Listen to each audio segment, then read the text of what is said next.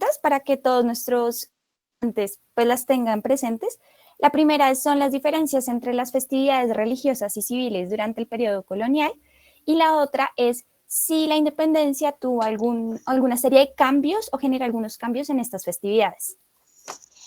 Bueno, entonces, con respecto, digamos, a las dos preguntas, hay que plantear lo siguiente. En primer lugar, las fiestas del calendario, digamos, en términos del periodo colonial, las fiestas eran las que se regían por el calendario católico, es decir, las fiestas que iban del 1 de enero al 31 de diciembre, que habían sido redefinidas básicamente en el Concilio de Trento y que cuando llegaron los conquistadores, pues venidos de una España católica, pues incorporan todo el ceremonial y las fiestas religiosas a este nuevo mundo.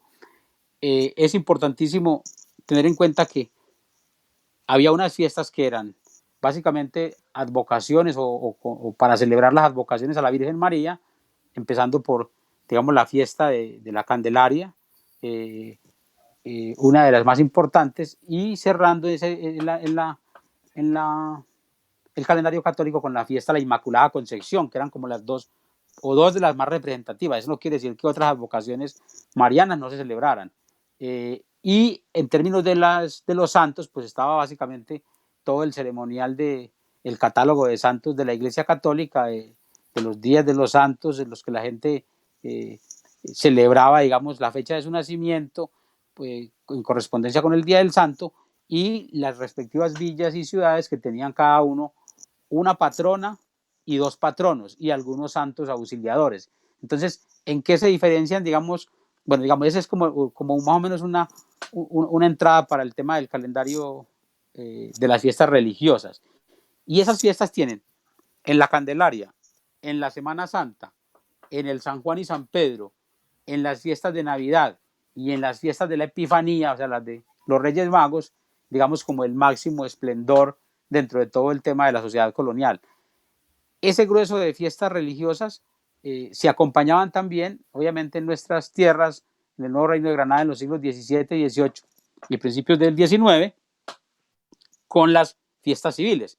¿Y las fiestas civiles eran cuáles? Los nacimientos de los reyes, los nacimientos de las infantas, los cumpleaños de los monarcas y una fiesta importantísima, digamos, dentro de todo el ceremonial civil, que son las juras. Las juras eran el modelo más representativo de las fiestas civiles. En el Nuevo Reino de Granada, durante el siglo XVII y XVIII, tanto las fiestas religiosas como las civiles, digamos, se mantuvieron mezcladas. Por eso era que las autoridades, tanto el clero como los funcionarios de la monarquía, siempre insistieron de que nuestras sociedades, en el caso específico, por ejemplo, de la villa de Medellín, de Popayán, de Cartagena, ni qué decir, en el mismo Santa Fe, en Tunja, que las fiestas transitaban en el umbral de lo profano. ¿Por qué? Porque no había una diferenciación muy clara en el ceremonial, salvo que en el uso del tiempo se estipulaba que desde horas de la madrugada, con las rogativas y con los ceremoniales de iglesia, hasta las 3 de la tarde iban los ceremoniales religiosos. Y de las 3 de la tarde hacia el resto de tarde y toda la noche iba el ceremonial eminentemente profano. Como esa diferenciación no estuvo establecida sino hasta 1790, digamos, dentro de el mandato, el gobierno de Carlos IV, digamos, ya había salido Carlos III, su hijo Carlos IV fue el que sacó una legislación específica para separar la fiesta religiosa de la fiesta civil, porque la fiesta religiosa y la civil, además de que transitaban en el umbral de lo profano, ponían en conflicto a las autoridades civiles y eclesiásticas, porque aspectos como la preeminencia en el orden y el desfile, por ejemplo, de un funcionario, de un cabildo, de un gobernador, competían con la participación de los religiosos, de los sacerdotes, de los párrocos de las iglesias. ¿Por qué? Porque cada uno quería ser protagonista del ceremonial dentro del vecindario. Y eso se prestaba para pleitos civiles entre las dos fuerzas, digamos, encargadas de mantener el tema de la fiesta, que eran el clero, que es el que administraba pues buena parte del sistema de las fiestas, y las autoridades, los funcionarios, los cabildos, los alcaldes ordinarios, los alguaciles al acecho, los gobernadores, que participan de la fiesta, pues porque tienen que acompañar la fiesta con algo que era muy importante y era el tema del alférez real. El alférez real en cada villa o ciudad era el encargado de representar la persona del rey en todas las fiestas religiosas. Recuerden que éramos una monarquía completamente, digamos, ausente de los territorios de Indias. Entonces, el fiel representante del monarca en cualquier población del nuevo reino de Granada en el siglo XVII, XVIII y todavía en el siglo XIX era el alférez real. Y el alférez real sacaba el estandarte. Y alrededor del estandarte y el alférez real se iniciaban tanto las ceremonias religiosas como las ceremonias civiles. Y por eso era que se prestaba el tema de lo religioso para actos profanos, porque entonces el alférez real recibía todo tipo de respetos y de ofrecimientos y de consideraciones por parte del clero, por parte del cabildo y por parte de los civiles.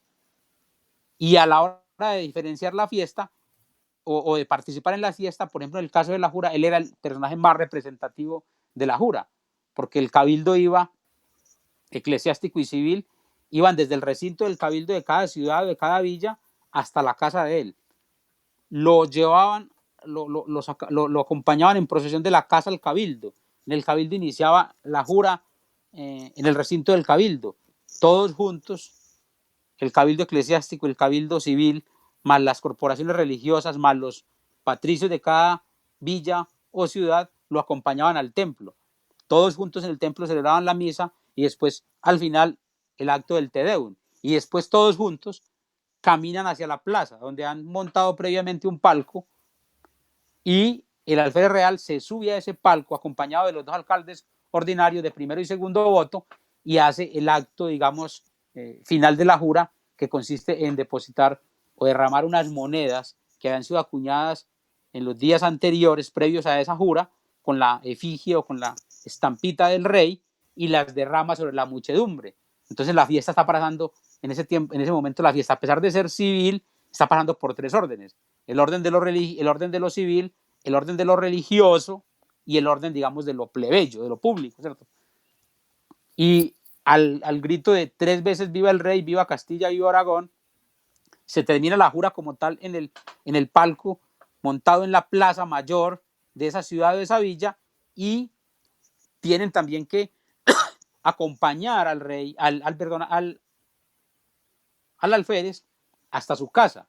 Y a las 3 de la tarde de ese día, de algo que había empezado a las 7 o 8 de la mañana, imagínense una jura, el alférez real ofrece refrescos, colaciones, comidas, chocolate, etcétera, etcétera. ¿Para qué? Para congraciarse con la muchedumbre, porque como el rey es el que representa al rey, es decir, el que hace presente al rey ausente, y como el rey se espera que los reyes y los gobernantes sean magnánimos, buenos, generosos, bondadosos con el pueblo y con todo el mundo, el alférez, como representa al rey, quiere hacer un derroche de comidas, de colaciones, de chocolate, para congraciarse con el pueblo y con el vecindario, para hacer quedar bien a la figura del rey. Y terminado ese momento en que ya el alférez volvió a su casa, donde lo habían llevado a las 8:30, 9 de la mañana, empieza la fiesta eminentemente profana.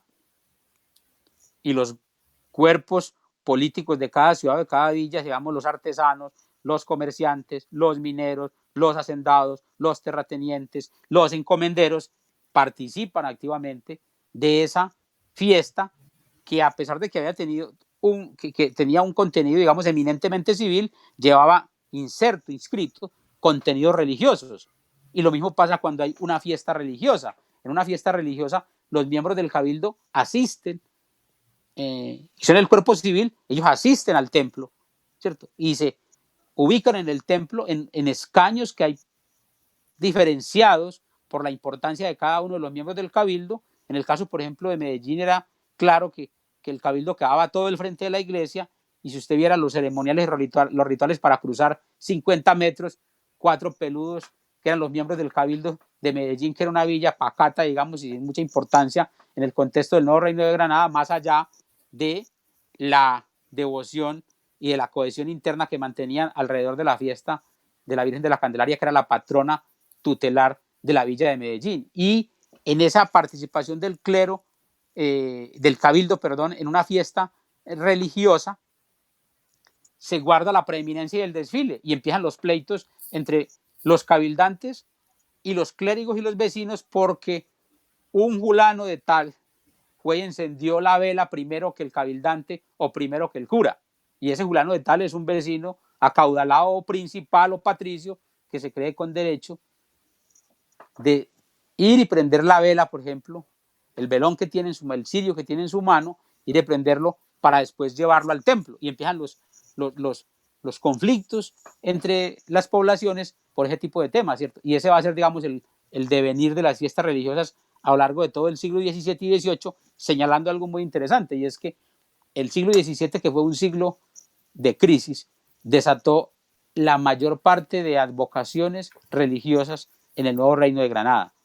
Es algo que he estudiado con mucha claridad en el caso de las devociones marianas, la historiadora Olga Acosta, ¿cierto? Que ha estudiado la de las imágenes marianas y mostrando cómo en los momentos de crisis, por ejemplo, en Santa Fe, la Virgen de la Peña, las devociones de la Virgen del Polvillo, etcétera, etcétera, tuvieron un mayor esplendor porque la gente en momentos de crisis pues busca paliar esos momentos de crisis con devociones religiosas. Y cada devoción religiosa está soportada en una cofradía, en 2, 3 cofradías, porque si una población tiene un santo o 2 santos y 2 o 3 advocaciones marianas que la acompañan y varios santos auxiliadores, porque entonces son los patronos. Poniendo, por ejemplo, un ejemplo, la Villa de Medellín, los patronos son, la patrona es la Virgen de la Candelaria, que surgió de una cofradía en 1630. Mucho tiempo antes de que esto fuera una villa. La que le da vida a las devociones son las cofradías, y las cofradías son congregaciones de hermanos en torno al acompañamiento a los enfermos y a la hora de morir, y tener unas constituciones y tener unas reglas, y esas devociones son las que le dan vida a las devociones, y esas cofradías le dan vida a las devociones, y esas cofradías aglutinan gente, esclavos, blancos, mestizos, indios, mulatos, forasteros, gentes de toda parte, porque el principio de la cofradía es ¿cierto? Es la generosidad con el que sufre, ayudar al desvalido, ¿cierto? Lo que llaman hoy las virtudes teologales de la iglesia. Entonces, como esa cofradía está compuesta por esos cuerpos tan variopintos y tan variados en lo racial y en lo económico, pues obviamente la constitución de esa cofradía es la que va a decidir cómo se celebra la fiesta religiosa y cómo se celebra la fiesta civil también, porque ellos participan de la fiesta civil, ¿cierto? Porque usted sabe que la figura del mismo rey en el antiguo régimen era una figura también ambigua, ¿cierto? Porque el rey tiene 2 naturalezas, una naturaleza como hombre, ¿cierto? Y una naturaleza como monarca de una soberanía.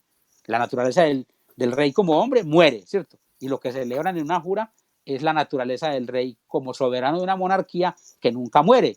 Y por eso decían, a la muerte del rey, viva el rey, ¿cierto? Se celebra y se llora y se hace el túmulo por la muerte del rey, por el que ha muerto, pero al tiempo se está celebrando la soberanía del rey que viene a reemplazarlo. Y una vez terminada la jura, ¿qué hacen las poblaciones del nuevo Reino de Granada? El donativo. Porque a Dios y al rey hay que congraciarse con él, no solamente con obras generosas, sino también con plata, ¿cierto? Y entonces cada población se esmeraba en celebrar una jura con mucha solemnidad y con mucha fuerza y con mucha pompa y con mucho derroche, pero terminada la jura, enviarle al rey en un documento contando cómo había sido la jura y recogiendo, reuniendo la plata que ponían cada uno de los cuerpos y privilegios de esa sociedad para ayudarle al rey, para congraciarse con él, y una réplica del bastón del alférez real y unas muestras de las moneditas de oro o de plata que habían derramado el día de la jura, para que el rey dijera sí, esa población de Popayán, esa población de Cali, esa población de Cartago, esa ciudad de Buga, esas 4 ciudades, digamos, de lo que sería en la gobernación de Popayán, son ciudades muy nobles y muy leales, ¿cierto? Y por eso en todos los documentos de esas poblaciones usted encuentra en esta ciudad la muy noble y muy leal ciudad de Popayán, la muy noble y muy leal ciudad de Cali, la muy noble y muy leal ciudad de Buga. la muy noble y muy leal ciudad de Cartago. Usted aquí en Antioquia no encuentra eso en los manuscritos. ¿Por qué? Porque la magnitud de las donaciones, de los donativos y de los gracias, digamos, de los beneficios que le rentaba a la monarquía y al rey de la gobernación de Popayán, distan mucho del tamaño de la riqueza de la provincia de Antioquia, que era una provincia eminentemente pobre, ¿cierto? Y lo mismo encuentra usted, por ejemplo, encuentra uno en Santa Fe de Bogotá, que a medida que avanza el siglo XVIII, que eso es una cosa bien interesante en lo religioso y lo civil, ¿qué es lo que hace el siglo XVIII? Los borbones lo que hacen es decantar muy bien la diferenciación del ceremonial religioso del ceremonial civil. Y a medida que avanza el siglo XVIII, pero su momento más importante es el reinado de Carlos IV, se separa cada vez más el ritual, los rituales, el procedimiento del ritual de la jura como acto civil de los actos de iglesia, ¿cierto? Y por eso ya en el siglo, en 1791, entonces la gente va a entender que las juras van a ser un instrumento de esas poblaciones, por ejemplo, en el caso de Guaudas, de Villeta, ¿cierto? Que eran pequeñas poblaciones que están pidiendo o ofreciéndose por celebrar una jura. Ah, sí, pero a cambio de que el rey nos dé la categoría de villa. ¿Sí me entiendes? Es decir, la jura como un instrumento político para ganar privilegios y beneficios. Algo que van a estudiar, digamos, los historiadores de la independencia, y que ya hay bastante literatura en eso, que tiene que ver en que se está instaurando desde la década de 1790 una especie de uso político de la soberanía primitiva, ¿cierto? Porque la gente está entendiendo que la soberanía primitiva, cuyo depositario es el pueblo, ¿cierto? El pueblo, la masa del pueblo, pues se puede usar en las juras para celebrar, pero también para recibir los beneficios, y por eso, pasada la independencia, todas las poblaciones de esa región de Boyacá y de Cundinamarca, ninguna quería quedarse en el punto en que estaba.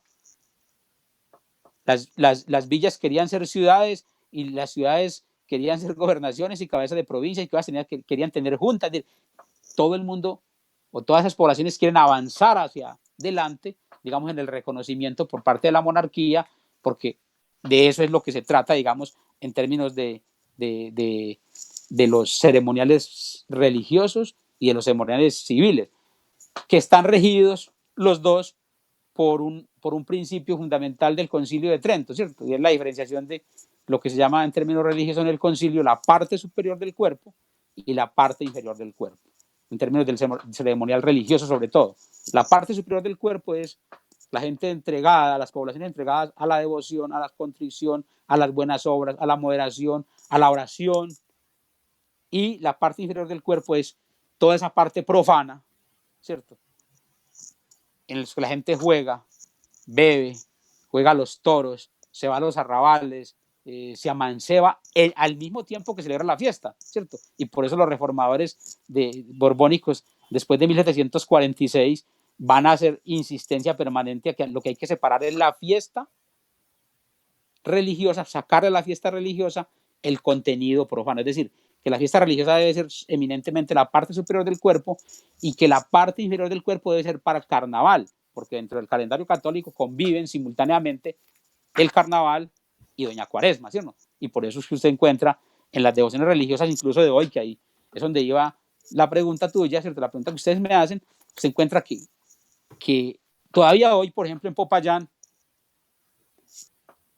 los fieles devotos del Santo Exeomo, ¿cierto? Que es el jefe del ceremonial en Popayán, y incluso en Popayán hacen hasta un chiste con eso, cuando van al día de la procesión del Viernes Santo con el Santo Exeomo, ¿cierto? Van sobrios y van con las velas por la mañana, y cuando vienen bajando de la procesión vienen borrachos y con la media de aguardiente en el bolsillo, ¿cierto? Es decir, el contenido profano dentro de la Semana Santa, que es el periodo de mayor extensión de una fiesta religiosa, porque se celebra pues no solamente todo el origen del cristianismo y de las devociones y del clero, pues, y del tema religioso, desde Constantino hasta hoy, sino porque centra su figura en el sufrimiento de Cristo, ¿cierto?, antes de la crucifixión. Y por eso el Santo de Seomo es el patrono de muchas de esas poblaciones, ¿cierto?, de Popayán, por ejemplo.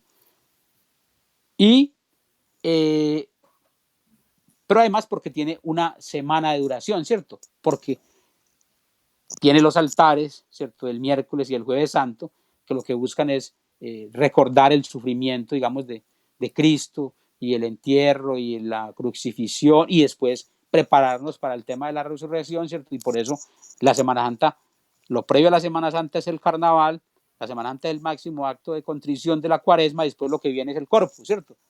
40 días después lo que viene es el Corpus Christi, que lo que celebra es el centro del ceremonial religioso, que es la Eucaristía, ¿cierto? Y por eso cada población tiene un sagrario, ¿cierto? Y en el sagrario, ¿qué es lo que ponen? La hostia esta, ¿cierto?, que salen a adorar, porque adorar el sagrario es adorar el principio fundamental del cristianismo, que es la Eucaristía. ¿Por qué? Porque en la Eucaristía se da el proceso de transustanciación del cuerpo y la sangre de Cristo. Y como dicen los católicos, si Cristo no hubiese resucitado, vana sería la fe para los católicos.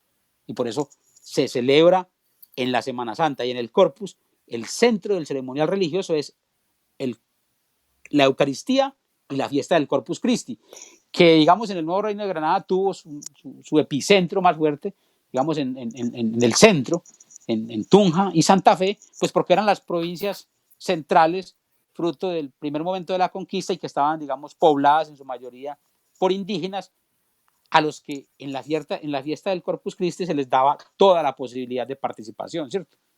Y por eso usted encuentra que esa fiesta tiene, digamos, una cartografía o una región específica en Colombia, porque, digamos, ese también es el tema.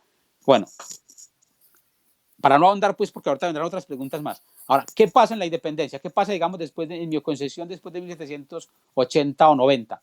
Que se va dando una decantación del ceremonial religioso del civil, más en unas partes que en otras, ¿cierto? Es decir, si uno mira Popayán, Cali, Buga, Cartago, la jura fue adquiriendo cada vez un estatus más civil, y los actos de iglesia pues se mantuvieron poco acompañando la jura, pero lo civil alcanzó, digamos, un máximo esplendor. Pero si usted compara, digamos, eso mismo en la región de Cundinamarca, usted encuentra que todavía en 1790 el contenido religioso y el civil están ahí mezclados, ¿cierto?, en las poblaciones, digamos, periféricas a Santa Fe.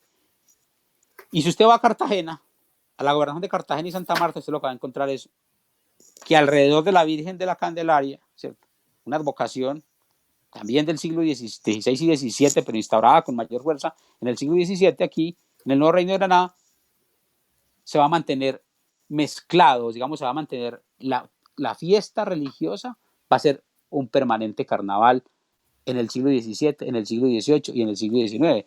Y por eso las descripciones que hace Joaquín Posada Gutiérrez, digamos, en las memorias histórico-políticas, de lo que era una fiesta de la Candelaria en Cartagena, la llamaban el carnaval de Cartagena, ¿cierto? Es el carnaval, ni siquiera dicen la fiesta, el carnaval de Cartagena, porque es un carnaval, y era la fiesta de la Candelaria, ¿cierto? Pero ¿por qué en Cartagena pasaba eso? Pues porque es el principal puerto negrero de la América colonial, puerto y puerta de entrada al Nuevo Reino de Granada y de salida hacia el mundo y hacia el Mediterráneo. Entonces estaba plagada de marineros, de esclavos, de artesanos, de gentes venidas de todas las poblaciones, y obviamente allí adquiría, digamos, ese sentido la fiesta.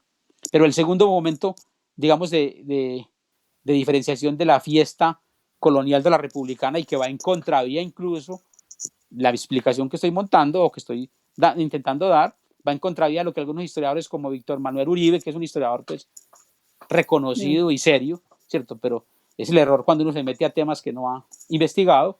Víctor Manuel Uribe, que ha investigado los temas del crimen, los temas de los abogados, le dio ahora con el bicentenario por meterse en las fiestas, ¿cierto?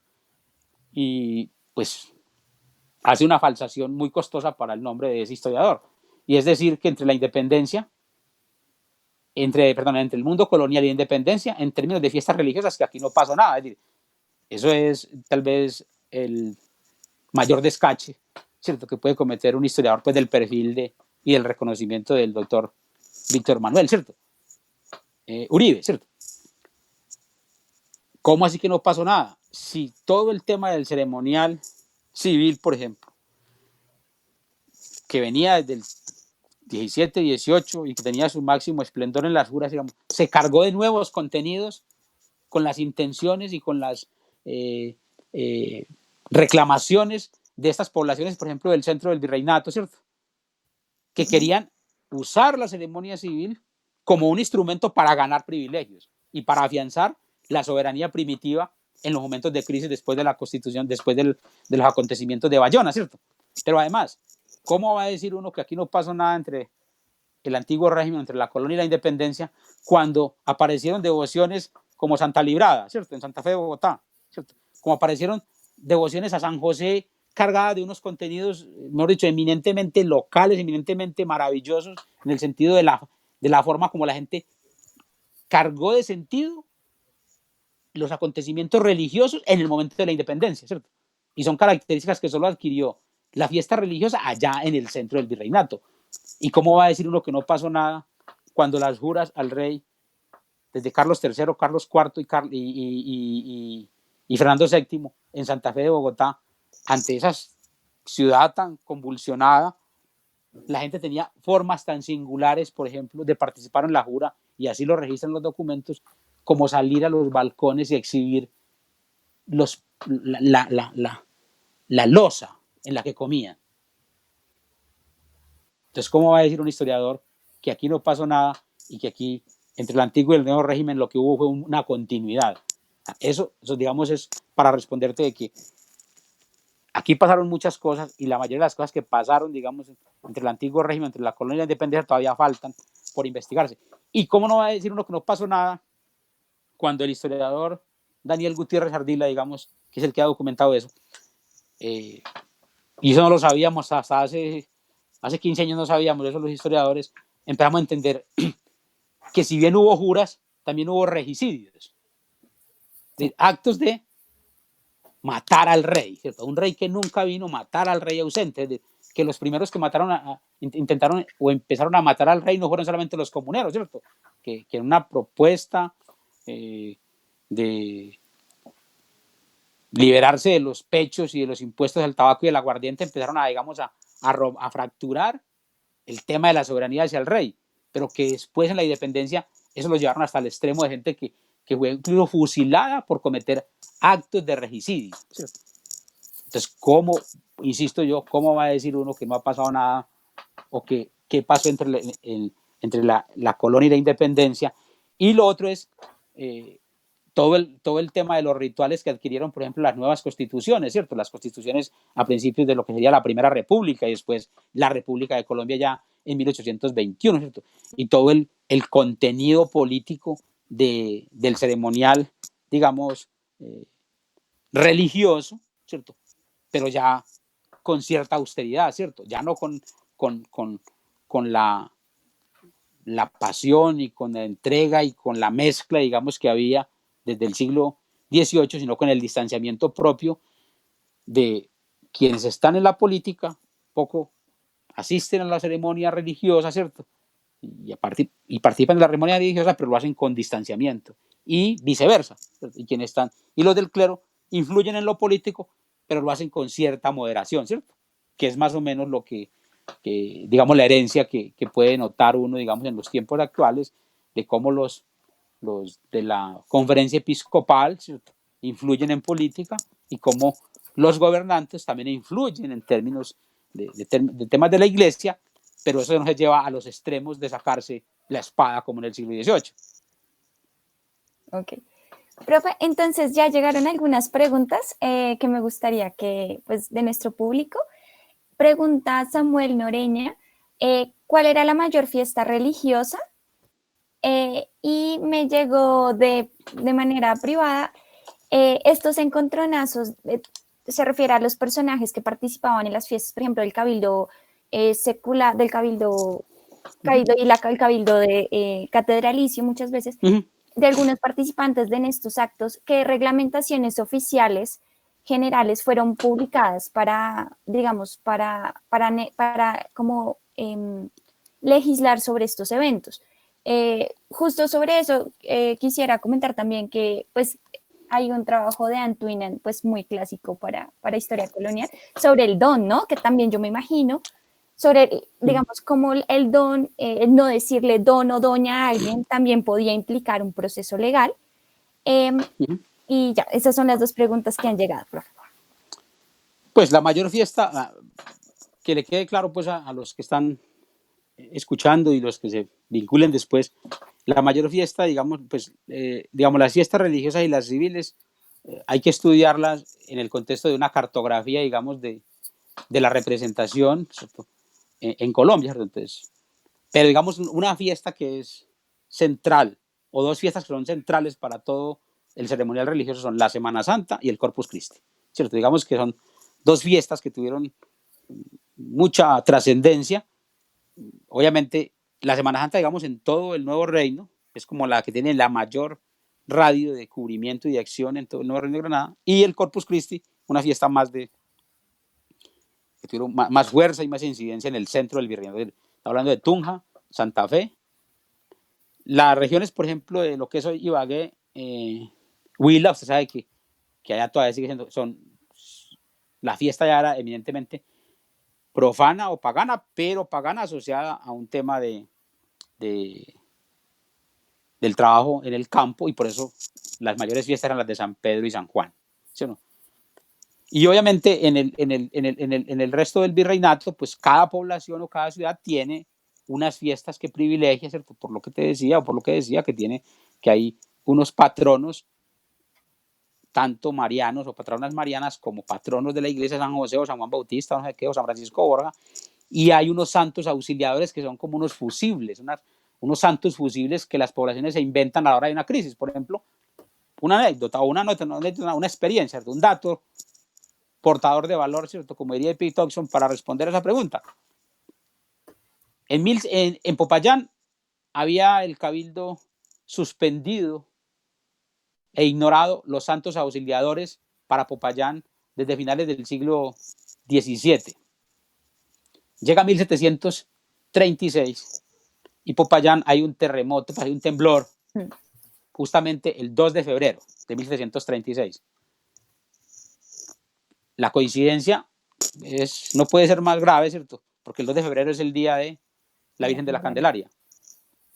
Al otro día, el cabildo de Popayán, sección digamos, de cabildo, pues, extraordinario, digamos, cabildo abierto extraordinario, para revivir los santos auxiliadores de Popayán, que eran más de 15. La Popayán tenía tenía los patronos, ¿cierto? El santo Exeomo, bueno, la Virgen de no sé qué, bueno, los santos los patronos tutelares de Popayán, y 15 santos auxiliadores. Es decir, el del Comején, es decir, para cada cosa, ¿cierto? Medellín tenía a San José, a Juan Bautista y a la Candelaria, pero con los temblores de 1715, 20 hasta el 30, se impuso aquí como moda San Francisco de Borja, ¿cierto? La devoción a San Francisco de Borja. Y San Benito, ¿cierto? San Benito de Palermo, una devoción que también es antigua, digamos, en el mundo cristiano, que habían traído los jesuitas y los dominicos a otras poblaciones del Perú, etcétera, etcétera, pero en aquellas sociedades donde había mucha esclavitud, tenían a San Benito de Palermo como santo auxiliador o como santo patrono, digamos, ¿para qué? Para montarle o para mostrarle una imagen pedagógica a los esclavos, y por eso en muchas poblaciones los barrios en los que vivían los artesanos, en el caso de Medellín, ¿cierto? Barrio San Benito, porque allí vivían los artesanos. ¿Y quién eran los artesanos en el siglo XVII y XVIII en Medellín? Pues en su mayor parte los descendientes de esclavos y las mezclas, ¿cierto? Lo mismo en San Juan de Girón, ¿cierto? Y por eso en esas poblaciones, San Benito de Palermo, lo mismo que en Monpós, lo mismo que en todo el Golfo de Maracaibo, tenía, digamos, una fuerte devoción y unas fuertes cofradías, porque eran territorios que habían sido colonizados pues con población esclava en territorios mineros, o porque los jesuitas hayan tenido esclavos trabajando en sus haciendas, y luego allí se fue instaurando San Benito de Palermo, ¿cierto? Y así digamos así por el estilo, ¿cierto? Y en términos de la reglamentación, para diferenciar de los cabildos catedralizos o cabildo pues eclesiástico y el cabildo civil, realmente la monarquía en términos generales no fue mucha la legislación que hizo sobre eso. Eran algunas normas, por ejemplo, que sacaban los gobernadores en el caso de lo que serían los reformadores, ¿cierto? Los reformadores borbónicos en el siglo XVIII, en Antioquia, Moni Velarde, Francisco Silvestre, sobre todo, que son dos de los 4 grandes reformadores, y en Popayán, por ejemplo, el clero, Ángel Berardi Bustamante, Obregón y Mena, etcétera, etcétera, como obispos, ¿cierto? Sacaban legislaciones locales, poco para intentar separar esos cuerpos políticos, esas fiestas de la iglesia, de las fiestas civiles, sin que tuviese eso mayores resultados, ¿cierto? Mayores resultados. En Cartagena intentaron, en Santa Marta intentaron lo mismo, en separar cómo debían asistir al templo en todas las fiestas los miembros del cuerpo civil o político y los miembros del cuerpo eclesiástico.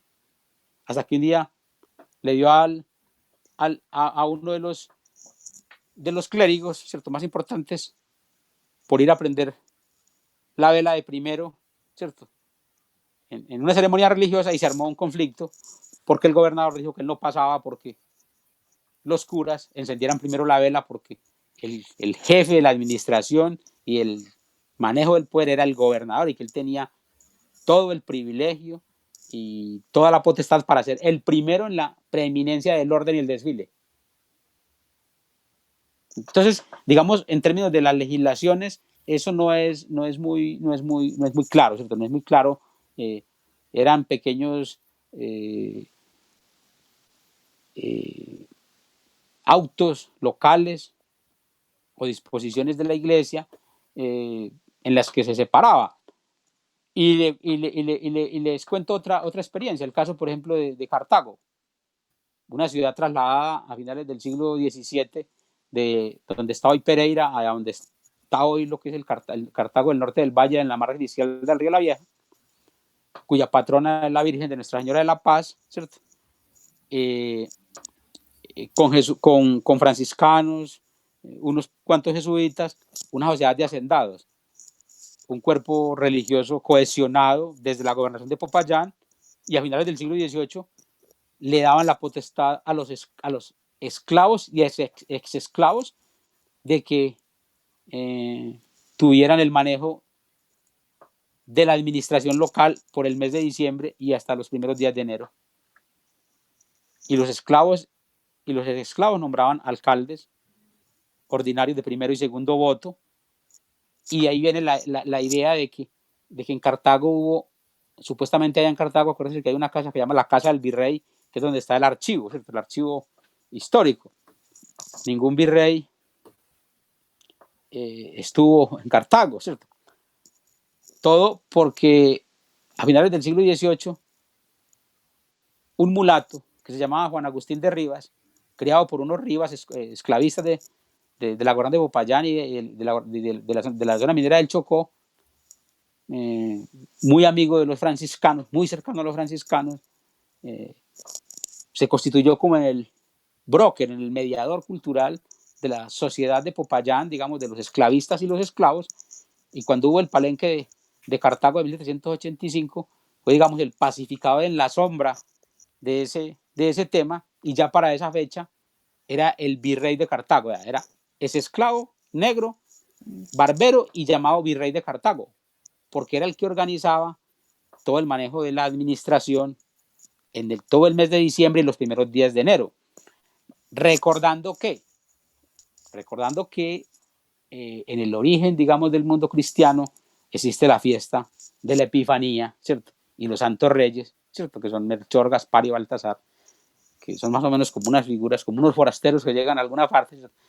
Y entonces el cabildo de Cartago, manejado por esclavistas, y los patricios de Cartago, un poco para apaciguar los ánimos de los esclavos, los dejaban administrar en diciembre, y ellos iban a vivir a sus casas de campo para que ellos fungieran como autoridades y así mantener, digamos, controlada a la población esclava. Y el jefe de esos, digamos, el coordinador, diría uno, era Juan Agustín de Rivas, que era un liberto y que tenía como oficio barbero, pero que además era un hombre eminentemente religioso.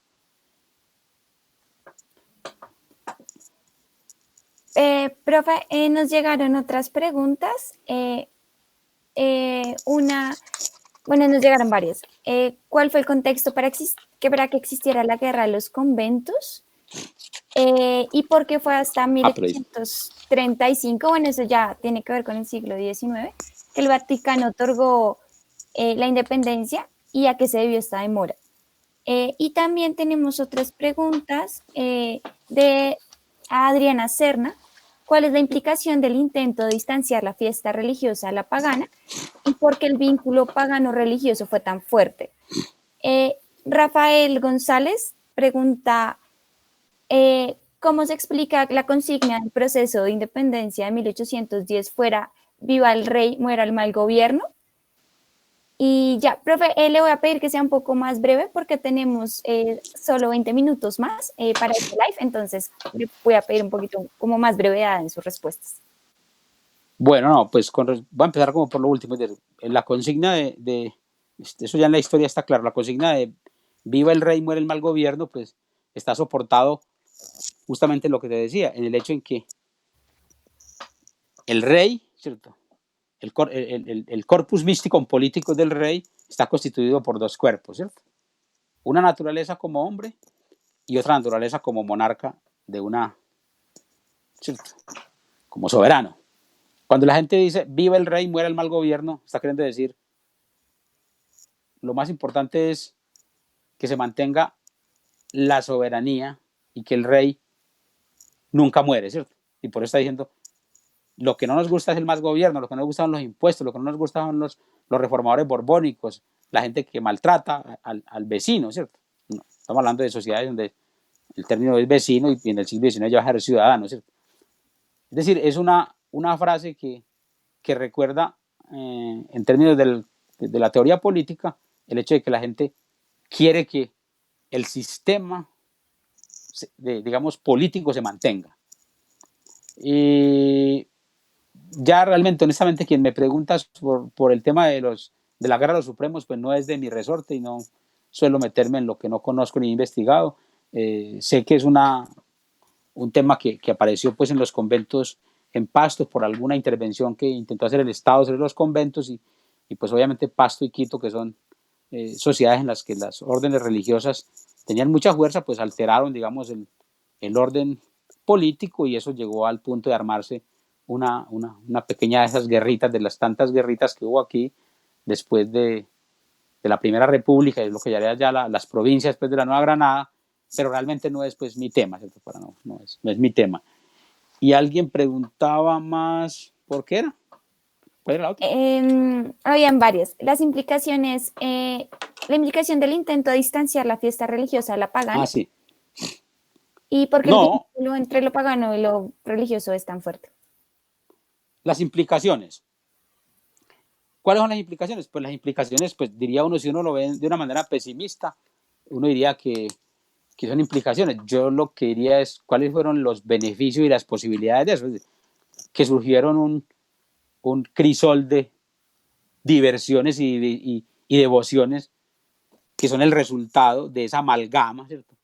De ese tránsito en que la gente, sin mucho conocimiento de las cosas, mezclaba lo religioso con lo profano y por eso surgieron cantidad de diversiones y devociones que hoy están en las sociedades en las que vivimos, así la gente no tenga conocimiento de ellas. Entonces me parece que es más que implicaciones, son posibilidades. ¿Cierto? Me parece que fue algo que las sociedades del Nuevo Reino de Granada en los 17, 18 y 19 supieron aprovechar para ampliar, para llenar de contenido devocional y de contenido en términos de diversiones y de carnavales y de fiestas locales. Y por eso usted sabe que aquí en Colombia, en cualquier esquina hay una fiesta y en cada parroquia tiene una fiesta y cada gente tiene, y por eso celebran la fiesta del mango, la fiesta de la piña, la fiesta de la guanábana, la fiesta, es decir, hay fiesta por todo, ¿cierto?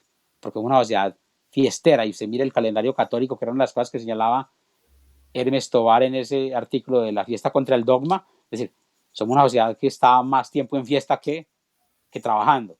Entonces yo creo que eh, el ámbito de que la fiesta religiosa estuviera tan atravesada de lo profano lo que hizo fue ofrecerle posibilidades de salida o salidas a la gente, como las que pudieron haber tenido los dos funcionarios en Monpós, que a finales del siglo XVIII, viendo lo aburrido que era Monpós, se emborrachan y madrugan al otro día y se pactan en la noche que al otro día van a ir a darse los puños a la salida de misa para entretener a la gente.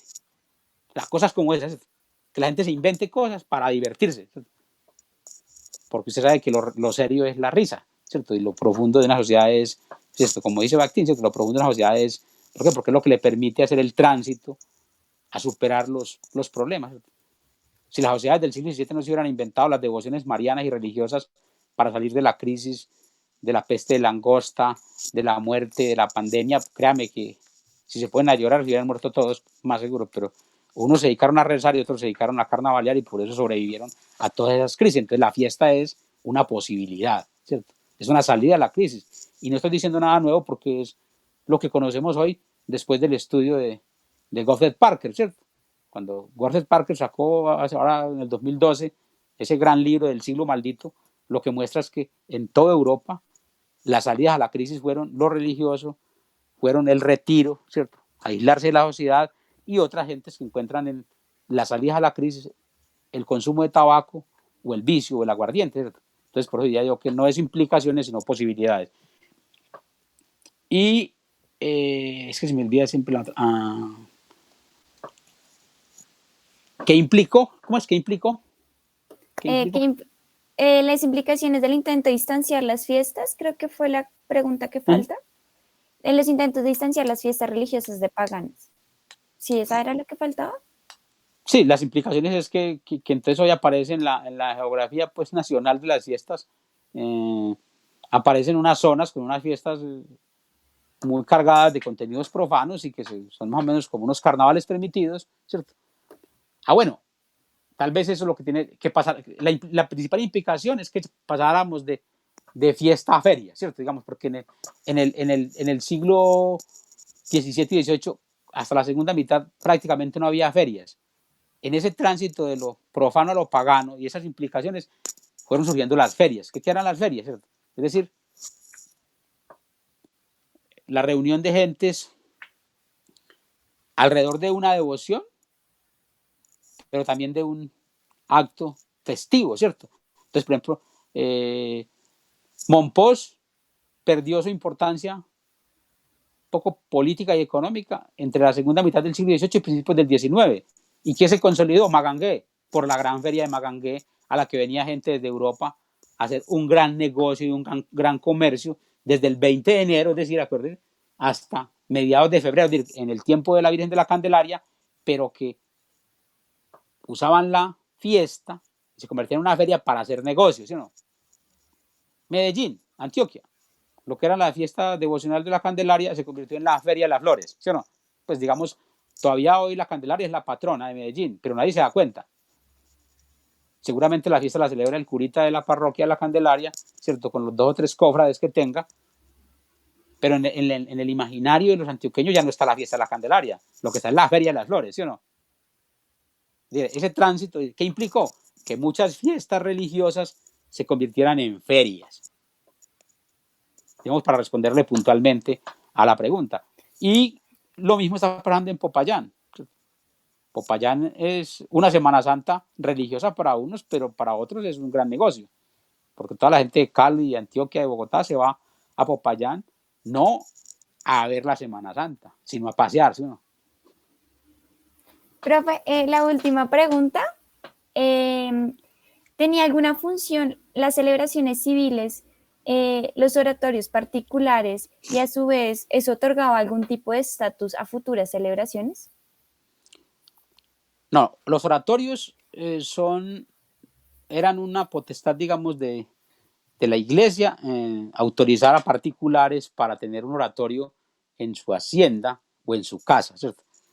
Y por eso surgen, y la autorización, si usted mira bien en los archivos de la diócesis, siempre la autorización para montar un oratorio la daba el obispo, ¿cierto? El obispo. Es un tema eminentemente religioso. Pero ¿qué implicaciones tenía o cuál era el tema? Que muchos ricos, mineros, comerciantes, encomenderos, que vivían, digamos, en el campo, explotaban a sus esclavos, a sus indios, pues no querían asistir a las fiestas religiosas mezclados con la muchedumbre, ¿sí o no? Entonces pedían un oratorio para trasladar el ceremonial religioso a su hacienda o a su casa de campo. Eso no obedece sino a una cosa específica, ya lo que se llama en el mundo de la cristiandad el simbolismo del templo cristiano.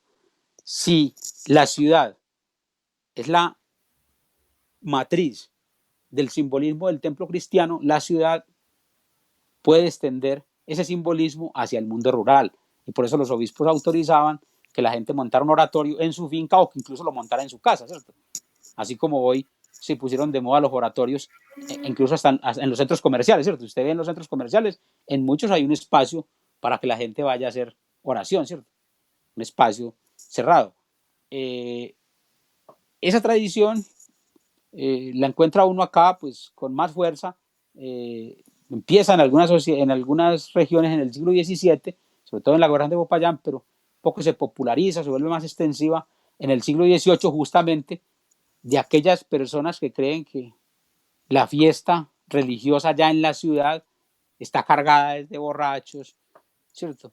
De menesterosos, de hambrientos, de desordenados, de ferias de toros, de carreras de caballos, de juegos de naipes, y que quieren permanecer más bien en su oratorio, en una celebración, digamos, eminentemente de un encuentro personal con Dios, que es como mandaba el Santo Concilio de Trento, ¿sí? Entonces, como distanciarse de la muchedumbre, y para eso, pues el obispo autorizaba que usted montara un oratorio, y por eso si usted recorre las haciendas del Valle del Cauca, todas esas haciendas que hoy son museos, ¿cierto? Muchas son museos, algunas son museos, toda hacienda, por ejemplo, la de Pedro Agustín Valencia, la hacienda de Piedechinche, la casa de, incluso en el siglo XIX, la casa de Jorge Isaac, ¿cierto? Allá, ¿cómo se llama? Ahí en Ginebra Valle. Tiene su oratorio, ¿cierto? Es tener el espacio para lo devocional en la casa, para no tener que ir hacia la ciudad o la villa. Como digo, obedece a un momento histórico, pero está soportado en un gran principio religioso que es el simbolismo del templo cristiano. Una catedral principal y alrededor de esa catedral unos templos que todos giran alrededor de esa catedral principal. La catedral metropolitana allá en Bogotá, ¿sí o no? Ahí en la séptima, con ahí al lado, allá al frente del edificio del Congreso, ¿sí o no? Y todos los templos miran hacia la catedral, ¿cierto? O giran hacia la catedral, porque esa es la más antigua, eso es lo que llama el simbolismo del templo cristiano. Bueno, profe. Profe, queremos pues agradecerle que haya aceptado nuestra invitación a participar en este evento chat, nuestro primer experimento de estas conversaciones de manera virtual. Le agradecemos muchísimo pues que haya aceptado nuestra invitación y su participación. Queremos también invitarlos para que el día de mañana tenemos una charla con Andrés Forero. Él es miembro de la sección de Patrimonio del Ministerio de Cultura y él nos va a hablar de la Semana Santa de Popayán, justamente. Y el día sábado y domingo vamos a tener un taller que se llama Homenaje a los que amamos. Es el sábado y el domingo a las 11 de la mañana para que todos participen de manera de familia. No, profe, muchísimas gracias y muchísimas gracias a todos ustedes por habernos visto. Esperamos que nos acompañen mañana hasta a las 4 también con Andrés Forero. Mil gracias y que tengan muy buena tarde. Mira, muchas gracias, saludos a todos, chao, que estén bien, chao.